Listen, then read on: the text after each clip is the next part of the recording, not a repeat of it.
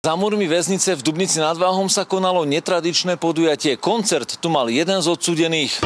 Až kým nebudú dobrý všetky fľaše, až kým sa neprestanú byť to, čo je naše, až kým nepochopí, že to, čo hľadá už naše, a keď bude samotný, všetkým sa na to vykašle. Náš kamarád tady má dneska koncert a zavolal si nás sem vlastně jako podporu, takže my budeme pomáhat s jeho live show. Reč je o Karlovi, reperovi, ktorého pred 2 rokmi zadržali s drogami. Marihuanu a kokain prevážal v kufri vo vlaku. Smeroval z Prahy do Bratislavy. V Kútoch ho ale zadržali a skončil vo väzení. Spolu s kamarátmi tu pre odsúdených zorganizovali koncert.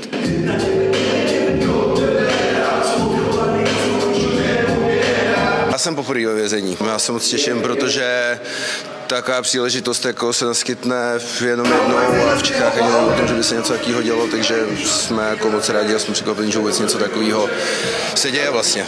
Jasné, že sa teším, že prišli kamoši do väzenia, že ma prišli podporiť.